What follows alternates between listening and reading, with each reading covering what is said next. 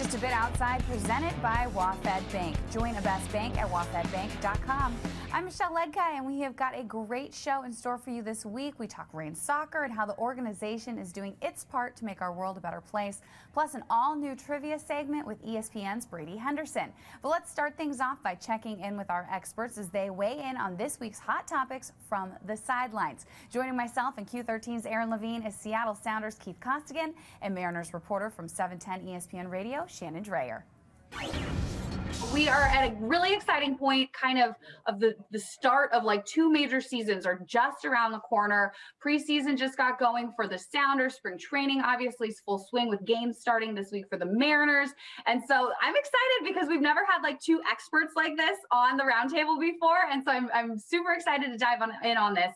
Let's start with the Mariners because like I said, they started games this week. Shannon, I want to know your thoughts on what you expect for this team. Are there any players that you're really excited to see kind of take some major steps in spring training this season? And how do you think they kind of rebound from that weird 2020 season that not just the Mariners saw, but that everyone has seen? I think that's a big question we have facing us right now. When you look at just such a shortened MLB season, we don't know how the pitchers are going to react to all of a sudden going from a third of the workload that they had last year to a full workload. And I like what the Mariners have done in that regard, and that they have added so much in pitching, because I think throughout baseball, we'll probably see pitching in general take hits as the year goes on, and the Mariners have really stocked up along those lines. But of course, the story with them is the youth. When will they return to contention? When is that youth going to be ready to carry the team? And of course, when are we going to see some of the bigger young names? Jared Kelenic, of course, comes to mind, Logan Gilbert. So those players are all, of course, guys that you want to watch. Taylor Tremell is somebody that's jumped out at me very early on. He, of course, was acquired at the trade deadline. We weren't able to see very much of him. And I'm at the ballpark right now. He hit a home run about an hour ago, and he's been getting in a lot of work at the plate. And it's always interesting to see what the Mariners do when they get their hands on new players from different organizations. So a lot to watch down here. But I just think the biggest question is when can they get this young group up and running? And when can you look at October as a reasonable or a realistic proposition for them?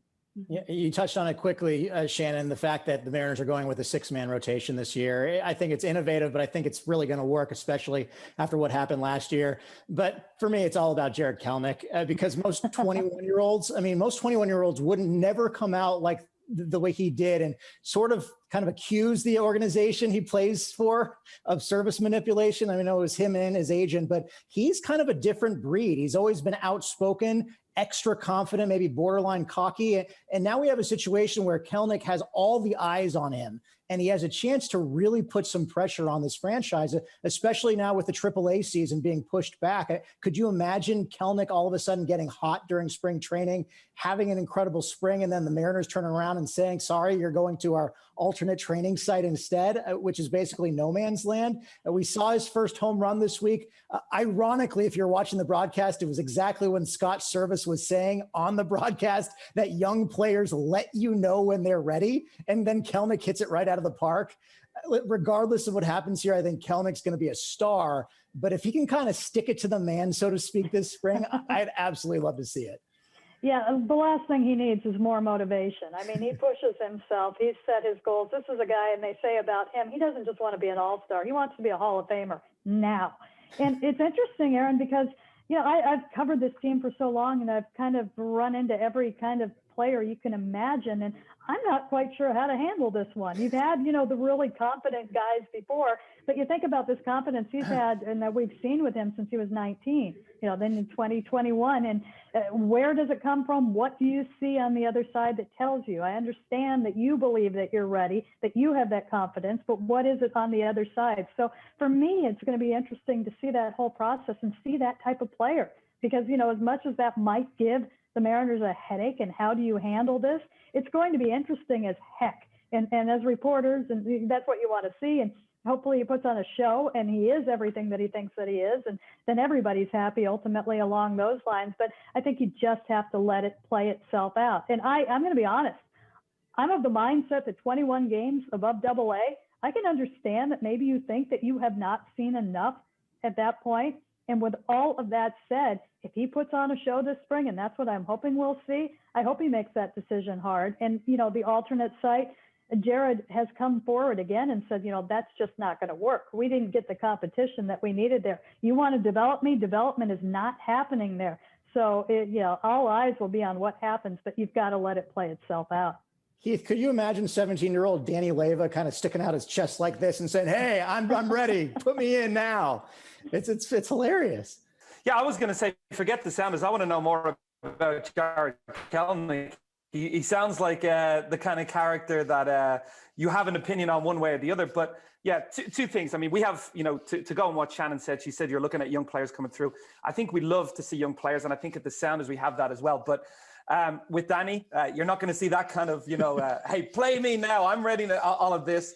But I will say, as someone that likes to deal with personalities, you do like to hear a player sometimes. You might say, hey, look, he needs to calm down. But you go away from it and you go, wow, I kind of like that he's putting all his chips on the table here and saying, I have that ability. But, just to go on what Shannon's saying about young players coming through with the Mariners, I think it's that kind of year for the Sounders too. We saw Ethan Dobbelair play towards the end of last season, Josh Atencio as well. And Danny Levy, you just mentioned, is a player that we all have great hopes for. And you want to measure those expectations. And he had a rough run with injuries last year. We're hoping that's all behind him now. And, in this kind of climate where, going out and signing players is a little bit more difficult, I think for those young players, you're saying this is our opportunity.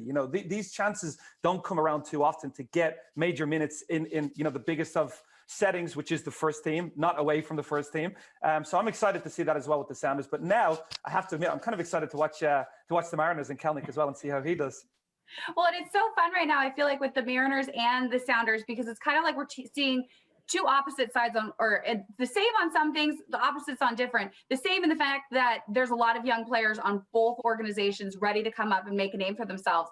But Shannon, as you pointed out, the Mariners had a much shorter season in 2020, and it was a lot less playing, which is why they're going with the 6-man rotation now in 2021. Well, on the other end, with the Sounders, they had a full season that went even longer than what was originally supposed to happen. That didn't finish until halfway through December. Yes, they're getting a longer off season before preseason and stuff got started. But Keith, I'm curious, what do you think this team's going to kind of like their mindset or vibe is going to be after the way 2020 ended, and then kind of given the kind of handling of that COVID season and now an altered preseason and getting ready for what's to come in 2021? First of all, the longer off-season is interesting because you talk to any players at the end of a season in any sport, they go, we're going away. You go to the Instagram, they're on the beach, they're traveling. This off-season is a little bit different. I think players were sitting at home going, okay, it's homeschooling. Yeah, when is preseason starting back, Smets? We need to get back on the field. So I think you saw the pictures from the first few days. I think the players are happy to be around each other again. That camaraderie in any sport, to be around your teammates, to have different voices. And I think that's what players miss the most when they're away, even more so when, you're not allowed to go and travel and go do other things that, would be used to get your mind off the game. So I think the players will be excited to get back on the field. And I think then it's a case of that will get you through the first month or two of the season. You're back on the field. It's great to be playing, all of those things. And then I think we're hoping, right, that at some stage we start to see those turnstiles opening up and those fans going through. And that gives you that extra buzz as well. Because I think what we've learned over the last year is this game is great. It's great to be able to watch it and take our mind off it. But in the grand scheme of things, it is nothing without fans inside that stadium. When that happens, that's the extra lift I think, both the Mariners and the Sounders will use to hopefully have very good seasons. So I'm excited for the first part, even more excited for the second part. Correct me if I'm wrong. Does Will Bruin now have 2 kids? Mm-hmm. Yes. Yeah. He just welcomed the second one. So as much as he's, I'm sure, very much enjoying the newborn and both small kids at home, he needs to get out of the house. I mean, you touched on it right there. He's happy to be able to see the rest of his teammates and sharing that camaraderie back out on the field. For me, there's been one common denominator in the 4 MLS Cup appearances the last 5 years, and that's Jordan Morris. The one year they did not reach the title match was the year that Morris was out with the torn ACL. So I kind of want to see who fills that role, whether they make any changes on offense, whether they move to kind of it's a more two forward front. You're the expert here, Keith. But I'm also curious. I mentioned Danny Leyva, just 17 years old, basically been with the Sounders since he was 13. Could this be the year that maybe he has an impact with this team? I'd also love to see Freddie Montero come back also. I know that's sort of been in the news, potentially talking to him. And finally, I'm also trying to keep an eye on whoever Keith tells me to keep an eye on, because he's the expert here. No, I think you covered it. I do think, it's so sad to see what happened, Jordan, to go across to England and challenge himself. And, just to pick up an injury, you really feel sorry for him. It was great to see the pictures of him immediately back with his teammates, and you could just see the warmth. And it's difficult, but we have seen this team time and time again, when a player's gone down. Clint Dempsey went down. We went to MLS Cup. Jordan went down. We were still very competitive. We've always managed to find a way. Smets talks about there's something different about the Sounders. It has this aura about it when it comes to that the business end of the season, we like to call it. I think Will Broom will be a major player. I do think we're going to see a lot more with two up front. I do think Danny Leyva and Josh Atencio are players to look at. I like Alfonso Ocampo Chavez. I think he's a talented young striker who's been in youth national teams, and maybe over the last year has plateaued a little bit. But again, this is another opportunity for a player like that to get in the side. And then like Freddie Montero, doesn't he own a coffee shop in town? I mean, there's that free coffee for everybody. Win-win. I think Freddie's always had his heart in Seattle. I don't care who he's played for. You can tell when you see him with Steve Zakawani, our broadcast team, everybody, he loves this club. So to see someone like that come back in, I think, you don't want to always make decisions with your heart. I think with the head as well, this would be a good move. So I hope to see Freddie come back.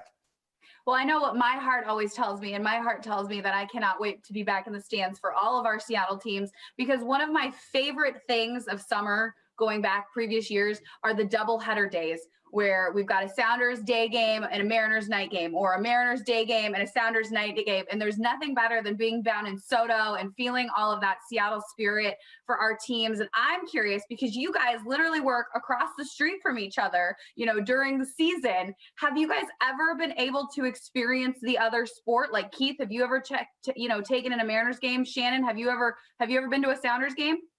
I have been. I'm not the biggest soccer person. I did not grow up with the game. And by the time that I would have probably had time to get into it, I didn't have time to get into it because I was so engrossed in baseball. But a good friend of mine from a long time ago is actually Sounder at heart. And and he made it his mission for a long, long time. I have to get you to a game.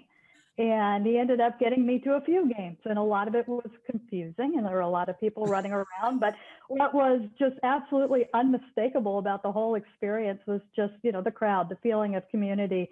And I was just really kind of struck because I'm kind of love watching the kids, the nieces and nephews out on the field in November with the rain pouring down and the gale force winds and the Northwest Sports, soccer experience, which is just otherworldly. World Cup soccer, I have always appreciated. I think that it's got more of an Olympic feel now than the Olympics have got, which is good.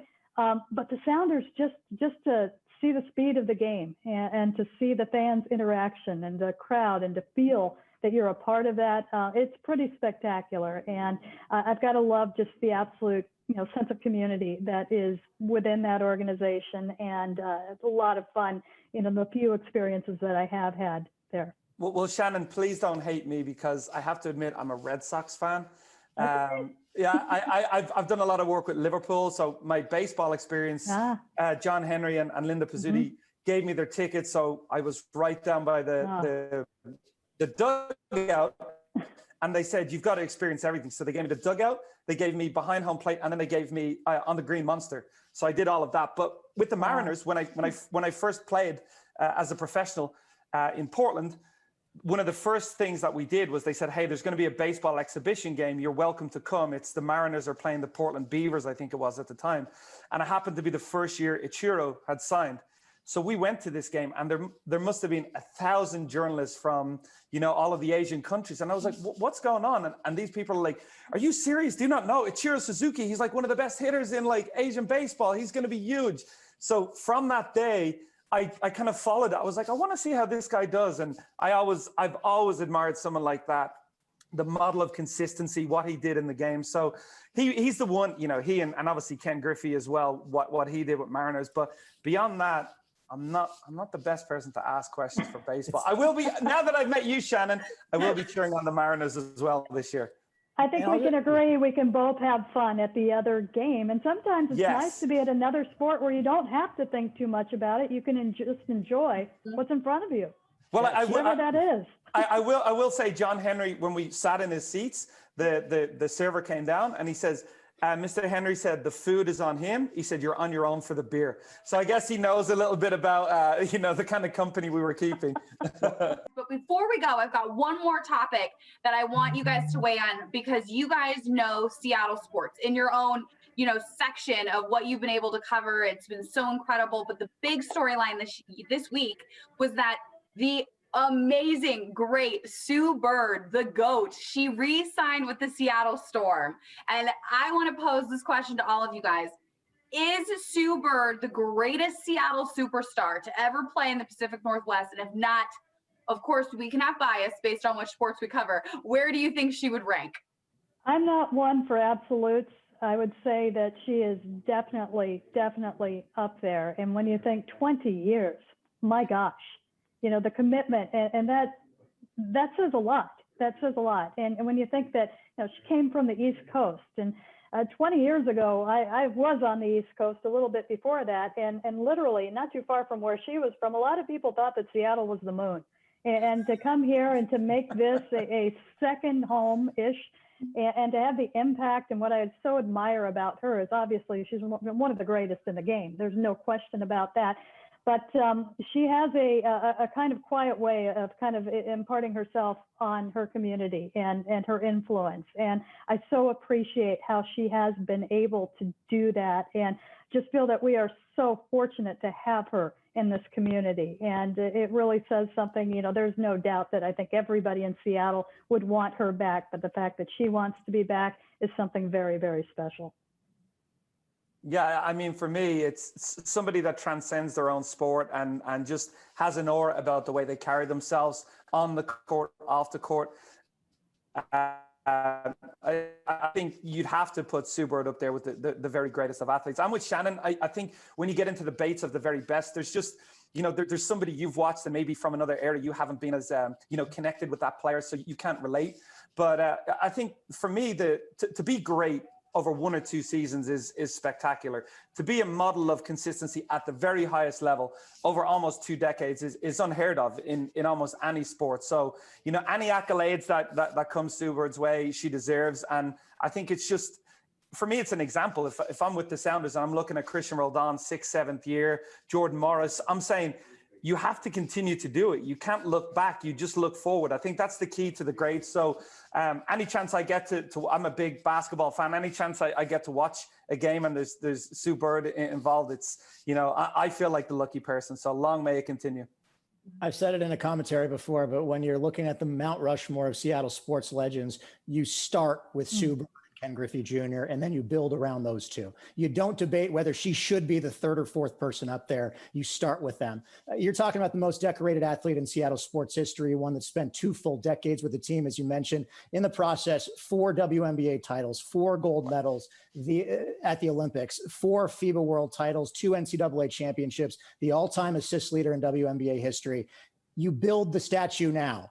And then you go take your kid to the new arena, you go to the statue, you say hi to the statue and say, hey, let's go watch that legend play because she's still doing her thing. I would love to see Sue Bird play for the next decade or so. It doesn't seem like she's slowing down at all, and she keeps winning. And that is so incredibly important to this city.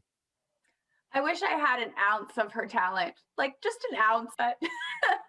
Well, you guys, this has been so much fun. Thank you so much for weighing in, giving us your takes from the sidelines on just a bit outside. You guys will have to come back and I promise we'll dive into more baseball, more soccer, and maybe we'll even add something like cricket or like rugby, like Aaron said, or, let's see how far we can push this Olympic diving, or I don't know, talk about other fun things too.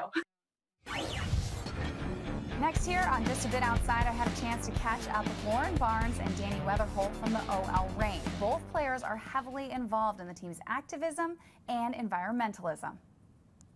Welcoming in now Danny and Lauren. It's so good to see you gals. Obviously, amazing things you're doing with the Reign. It's been a long time since we've had a chance to catch up, Lauren, you and me specifically since last year. How are you guys? Yeah, we're doing really great. With the pandemic, just trying to get through day by day. But yeah, I mean, we're still playing soccer, still doing what we love and being around each other. So that makes everything in life so much better.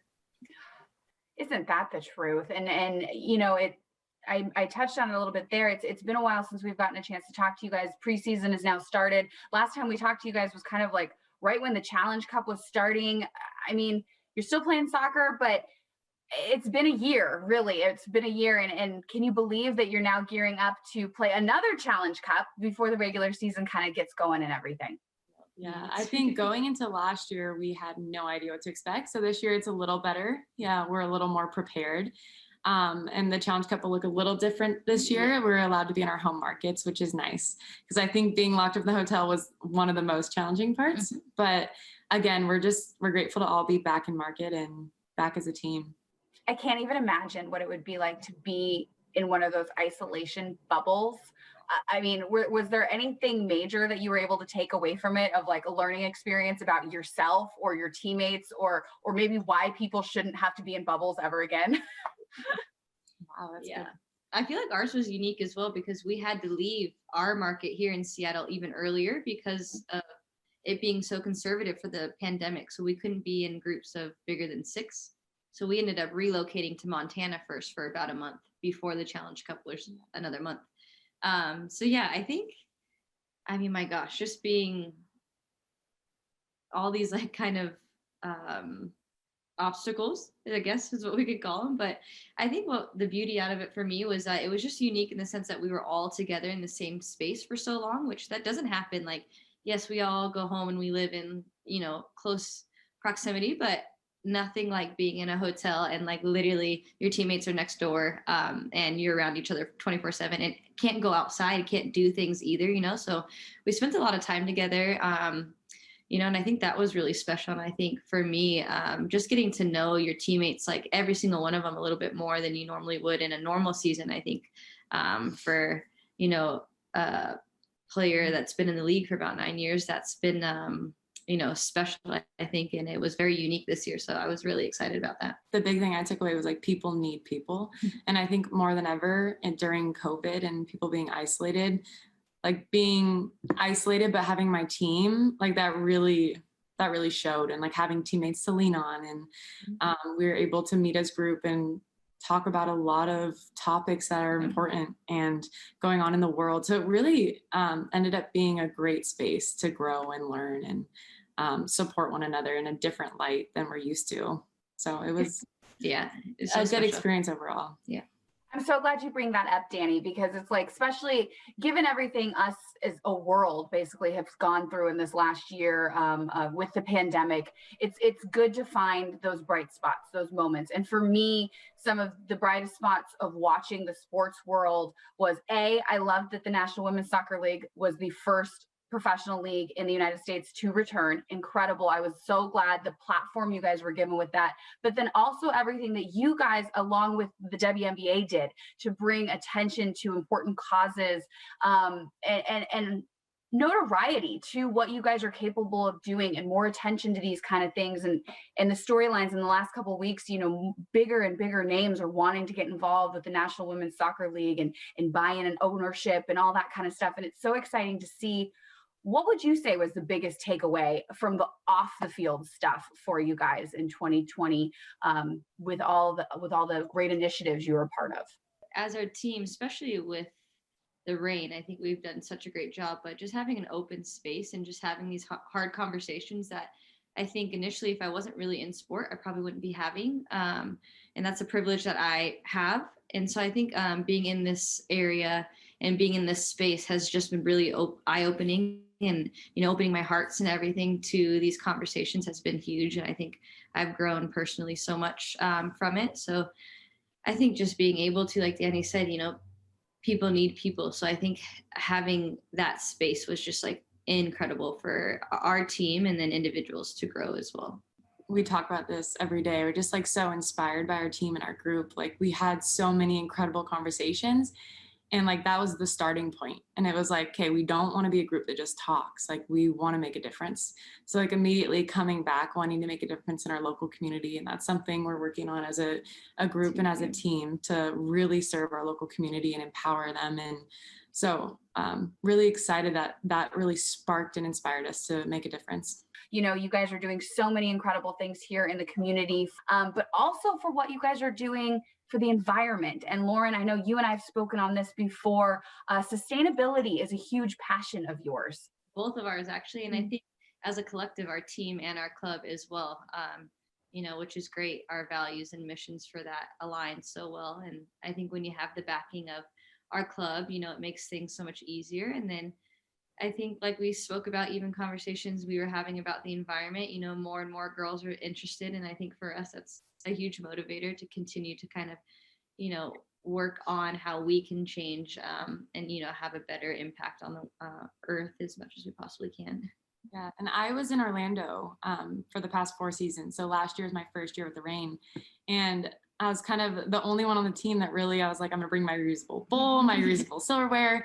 And then to come here and like the whole team did that. And I'm just so grateful to be with Lou, and she's so passionate about it. And like, she's driving it within our group and within our team. And it's so nice to be around like-minded people that like want to drive that change. Like I thought like, oh, it's just going to be Lou and I. And then I just saw like, I just love how the group was like, oh, you're bringing a reusable bowl. And then all of a sudden the whole team had a reusable bowls. The whole team wanted to get involved. And like, I just think that's what's so special about this group. Yeah. And we have teammates like someone like Jazzy Spencer, who literally has a clothing line that's, you know, sustainably made. And she's doing great with that. But, you know, there is so many girls on our team that just have these like little, you know, really cool things going on. And a lot of it, you know, relates to sustainability in some way.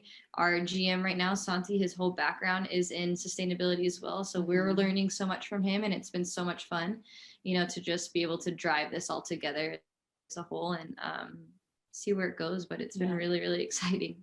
Where did this passion for sustainability and the earth and you know, being environmentally friendly and conservation and stuff come from for both of you guys?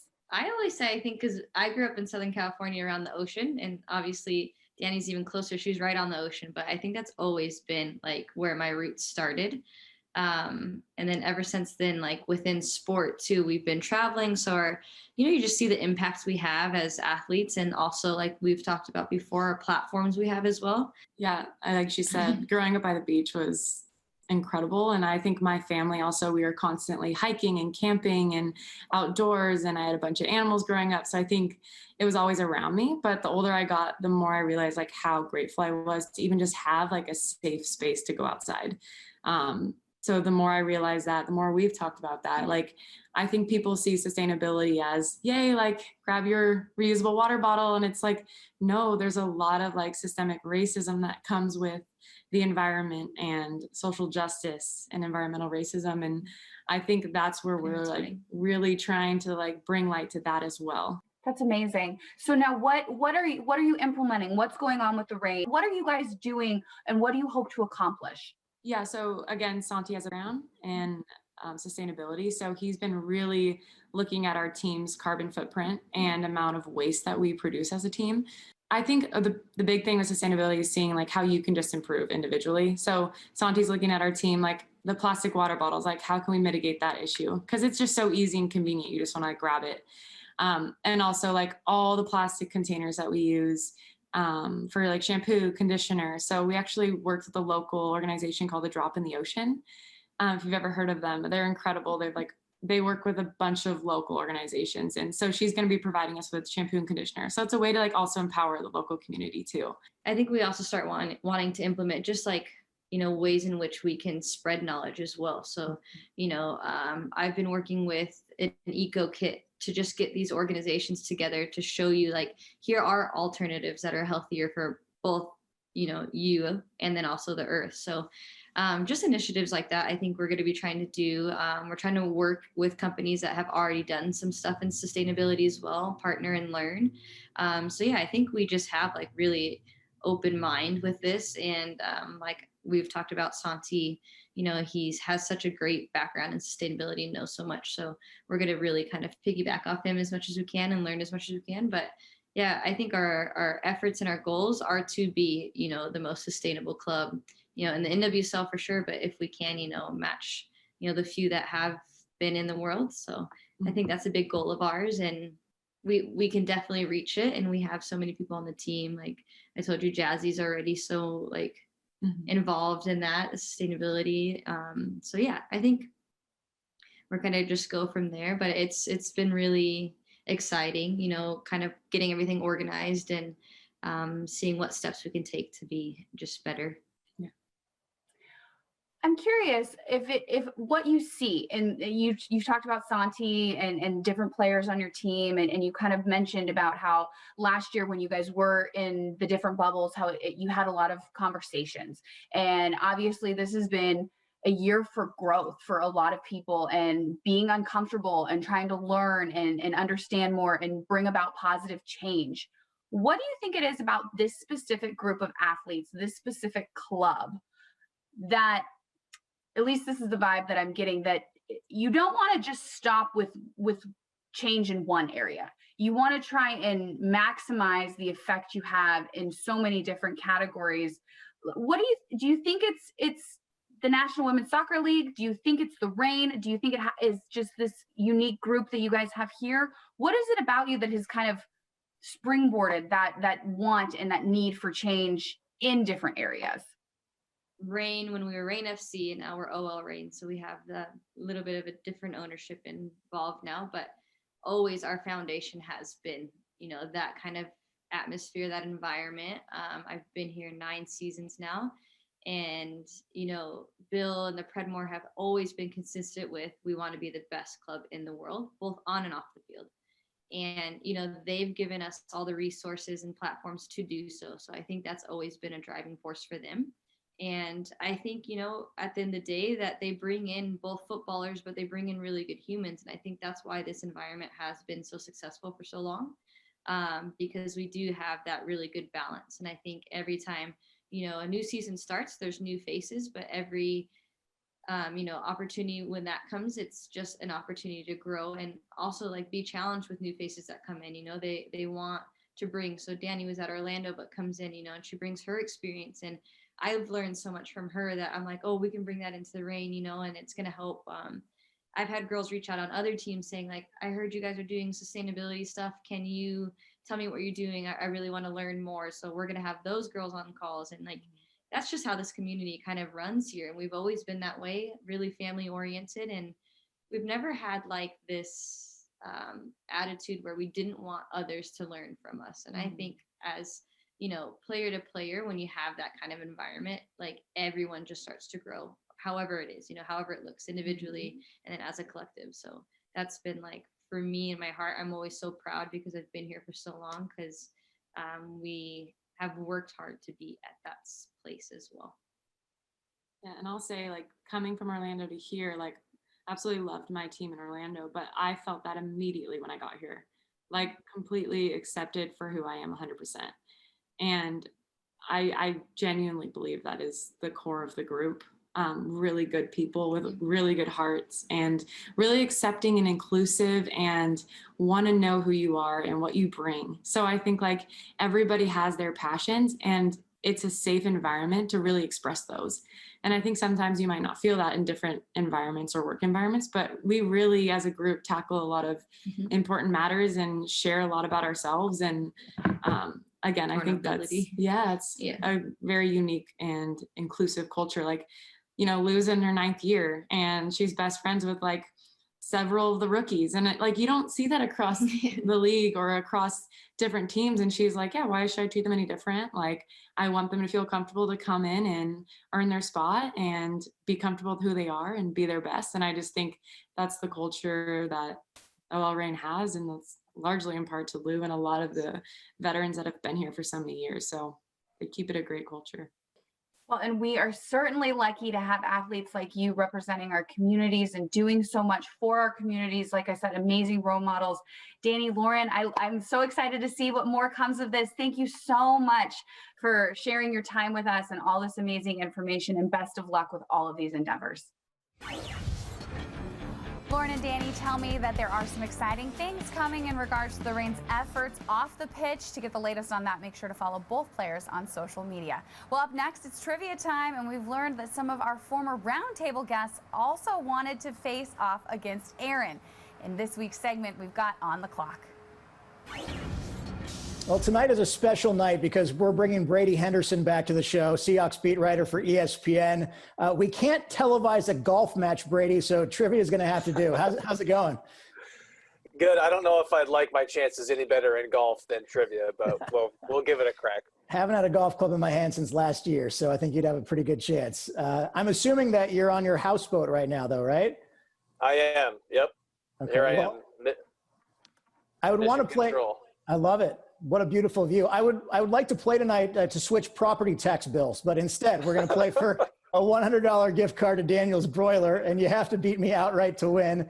Each of us has a minute to answer as many questions as possible, and these questions are provided by the Fish, Jeff Aaron's Fame Trivia USA, so you can check them out at Fame Trivia USA on Facebook. You're going to go first, and I'm actually going to switch headphones. You'll be able to hear this. I got Daft Punk, by the way, who just broke up after 28 years. They're a little got lucky here. I'm going to switch headphones, and Jessamine McIntyre is going to be standing by asking you the questions. So best of luck to you. All right. Thank you. You as well. 28 years. That's exactly my age. That's crazy. Anyway, don't laugh. Me too. Yes. Wow. Okay. Are you ready to be on the clock, Brady? Okay. Okay. Ready? Here we go.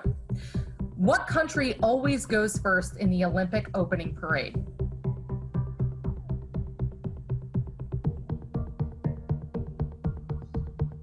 Albania. Who is the host of TV's Survivor? Jeff Probst. Can't believe you knew that. What uniform number was made famous by Larry Bird and Kareem Abdul-Jabbar? 33.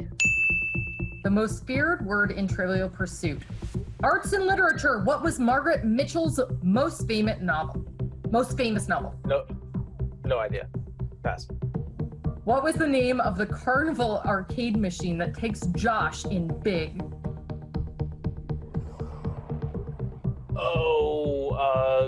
Zoltan something. I don't know. Zoltan. I can't remember. The Michael J. Fox Foundation was formed to raise funds for battling what disease? Parkinson's. There's a lot of pressure. Well, we'll see how Aaron does. In 3, 2, 1. What country always goes first in the Olympic opening parade? Greece. Who is the host of TV's Survivor? Jeff Probst. What uniform number was made famous by Larry Bird and Kareem Abdul-Jabbar? 33. This is the most feared word in Trivial Pursuit, arts and literature. What was Margaret Mitchell's most famous novel? Gone with the Wind. What was the name of the carnival arcade machine that takes Josh in the movie Big? Zoltan. The Michael J. Fox Foundation was formed to raise funds to battle what disease? Parkinson's. The 5 most powerful earthquakes in the U.S. have all occurred in which state? California. He was so fun and famous that we all loved the crocodile hunter, and then he was tragically killed. What was his first and last name? Steve Irwin. Okay, you got that one in? Well done. Yeah. At the buzzer. Nice job. Was it Zoltar or Zoltan? I can't remember. It was I was wondering the same thing. I mean, listen, I'm the one that's in the Seahawks PR room going through trivia cards while we're waiting for players. So, and you're the one working away. So. I guess I just got to watch more Jeopardy. Well, thanks a lot for joining us. You enjoying the off-season, by the way? This is a fun off-season, right? Yeah, it's been pretty eventful so far. Usually you don't get this much action in, what's it been, 6 weeks since they stopped playing. So, yeah, it's been fun. Yeah, no NFL combine, but free agency is right ahead. Can't wait for that. Make sure everybody check out Brady Henderson on ESPN.com on the Seahawks beat. Thanks so much for joining us, and look for a rematch, whether it's on the golf course or in trivia sometime soon. I need one. Thanks. Thanks for having me. Take care. Again, the answers. The country of Greece always goes first in the Olympic opening parade. Jeff Probst is the host of Survivor. Larry Bird and Kareem wore number 33. Gone with the Wind is Margaret Mitchell's most famous novel, and the Zoltar machine makes Tom Hanks big in the movie. The Michael J. Fox Foundation raises money to fight Parkinson's disease. The 5 most powerful earthquakes in the United States history took place in Alaska, and Steve Irwin was the crocodile hunter. Now, if you want to take on Aaron and be a part of On the Clock, just head over to Twitter and send a note to Aaron at AaronQ13Fox for your chance to join us here on the show.